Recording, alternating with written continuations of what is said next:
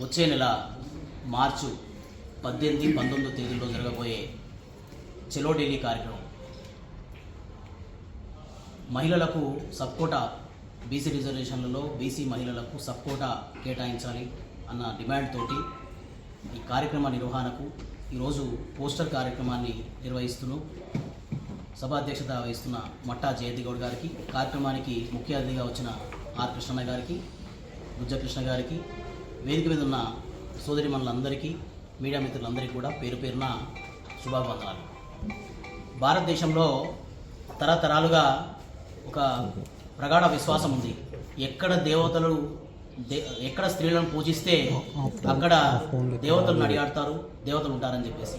మరి అలాంటి విశ్వాసంతో హిందూ మతంలో ఎన్నో తరాలుగా గొప్ప స్థాయిలో ఉన్న స్త్రీ గత కొన్ని తరాలుగా రకరకాల దురాచారాలకు మూలమై ఎన్నో కష్ట నష్టాలను వేరుస్తూ ఈ మధ్య కాలంలో బ్రిటిష్ వారి పాలన తర్వాత విద్యను అభ్యసించి సమాన హక్కులకు పోరాడుతూ సమాన హక్కులను పొందుతూ విద్యలో, ఉద్యోగంలో మంచి స్థానాన్ని కూడా పొందుతూ ఈ మధ్య కాలంలోనే 106వ రాజ్యాంగ సవరణ ద్వారా మహిళలకు 33% రిజర్వేషన్ కల్పించి కేంద్ర ప్రభుత్వం, దీనికి నిజంగా మహిళల తరపున, భారతదేశం ప్రజల తరపున కేంద్ర ప్రభుత్వానికి ధన్యవాదాలు.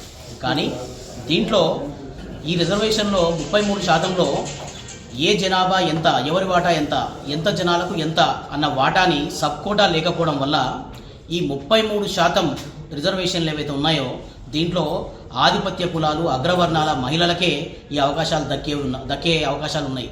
మరి భారతదేశంలో మేము ఎన్నో సంవత్సరాల నుంచి చట్టసభల్లో బీసీలకు ప్రాతినిధ్యం లేదు, బీసీలకు మేమెంతో మాకంత వాటా రాజ్యాధికారంలో దక్కట్లేదన్న బాధతోటి మేము ఎన్నో ఉద్యమాలు చేస్తూ ఉంటే వీళ్ళు ఎక్కడ ఈ ఉద్యమాల ద్వారా బీసీలకు వాటా ఇవ్వాల్సి వస్తుందో, చట్టసభల్లో 50% ఎక్కడ వీళ్ళకు ఇవ్వాల్సి వస్తుందన్న ఉద్దేశంతో అప్పటికప్పుడు అంటే సబ్కోటా లేకుండా, బీసీ మహిళలకు ప్రాతినిధ్యం లేకుండా, కులాల వారీగా సబ్కోటా లేకుండా 33% రిజర్వేషన్లు తీసుకొచ్చింది.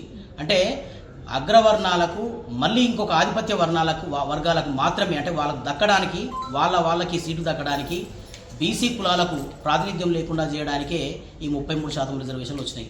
మీకు నిజంగా చిత్తశుద్ధి ఉంటే, మహిళలకు 33% మీరు నిజంగా కల్పించాలని మీకు ఆలోచనే ఉంటే ఈ 33% రిజర్వేషన్లలో మీరు తప్పనిసరిగా బీసీ మహిళలకు వాళ్ళకు జనాభా ప్రకారం ప్రాతినిధ్యం చేయాలి. దీంట్లో చట్ట ప్రకారం సబ్కోటా కల్పించాలి.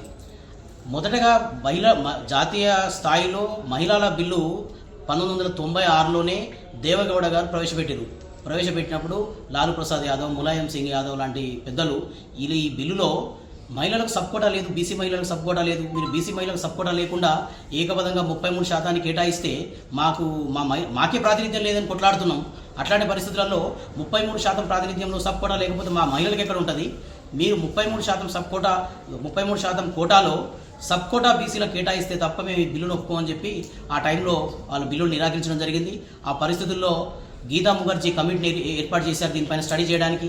గీతా ముఖర్జీ కమిటీ కూడా స్పష్టంగా 33% మహిళల రిజర్వేషన్లో బీసీ మహిళలకు తప్పనిసరిగా రిజర్వేషన్లు ఉండాలి, ఉపకోటా కల్పిస్తేనే నిజంగా సార్థకత వస్తుంది, మహిళలకు బీసీ మహిళలు వెళ్ళి చట్టసభల్లో కూర్చుంటారని చెప్పేసి వాళ్ళు నివేదిక ఇవ్వడం జరిగింది.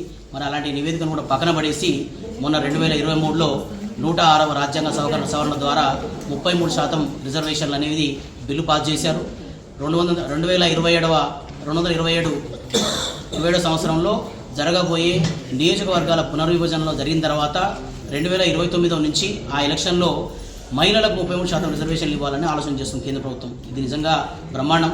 ఈ విషయంలో మేము దాన్ని ఏమీ నిరాకరించట్లేదు. కానీ మహిళలకు 33% లేకుండా ఇది ముందుకెళ్తే మాత్రం మా బీసీలకు, మొత్తం యావత్ బీసీ జాతికే ఇది తీవ్ర అన్యాయం. కాబట్టి మీరు ఈ విషయాన్ని పరిశీలించి, మీరు చూస్తే ప్రపంచవ్యాప్తంగా బంగ్లాదేశ్లో కానీ, పాకిస్తాన్లో కానీ చట్టసభల్లో 20% పైగా ప్రాతినిధ్యం ఉంది. మరి స్త్రీని దేవతాన్ని కొలిచే భారతదేశంలో 14% లోపే ఉంది ప్రాతినిధ్యం. మరి ఇలాంటి పరిస్థితుల్లో జెండర్ ఈక్వాలిటీ ప్రకారం కూడా అంతర్జాతీయంగా 193 దేశాలు ఉంటే మనం 108వ స్థాయిలో ఉన్నాం. మరి స్త్రీలకు సరైన ప్రాతినిధ్యం ఇచ్చి, అందులోనూ పేద మహిళలకు, బీసీ మహిళలకు, వాళ్ళ కులాల వారీగా, వర్గాల వారీగా వెనుకబడిన వర్గాలకు రిజర్వేషన్లో సబ్కోటా కల్పిస్తేనే న్యాయబద్ధంగా రిజర్వేషన్లు ఇస్తే తప్ప ఈ దేశంలో ఉన్న పేద బీసీ వెనుకబడిన వర్గాలు చట్టసభల్లో వెళ్ళలేవు. కాబట్టి మీరు చేసే ఈ చట్టంలో సవరణ ద్వారా మాకెంతో మేమెంతో మాకంతా, అలాగే స్త్రీలు ఎంతమంది ఉన్నారో వాళ్ళ వాటా ప్రకారం బీసీ మహిళలకు ఓబీసీలకు చట్ట ప్రకారం రిజర్వేషన్లు కల్పించాలని చెప్పి డిమాండ్ చేస్తున్నాం. ఈ డిమాండ్లో భాగంగానే వచ్చే నెల మార్చి 18, 19న మట్టా జయంతి గౌడ్ జాతీయ ఉపాధ్యక్షురాల ఆధ్వర్యంలో ఢిల్లీలో ఓబీసీ సెమినార్ కండక్ట్ చేస్తున్నాం. కాబట్టి దేశవ్యాప్తంగా రాష్ట్ర వ్యాప్తంగా ఉన్న మహిళా సంఘాలందరూ కూడా ఈ డిమాండ్లో పాల్గొనాలి. మహిళల బలం ఎంతో చూపిస్తే తప్ప కేంద్ర ప్రభుత్వం కానీ ఈ ప్రభుత్వాలు కానీ మీ డిమాండ్లకు తలొగ్గవు. మీ బలాన్ని ఏదో చూపించాలి. మీ వెంట మేము కూడా ఎప్పుడు ఉంటాం. ఈ డిమాండ్ సాధించే వరకు కూడా ఈ పోరాటాన్ని కొనసాగించాలని తెలియజేస్తున్నాను. జై బీసీ.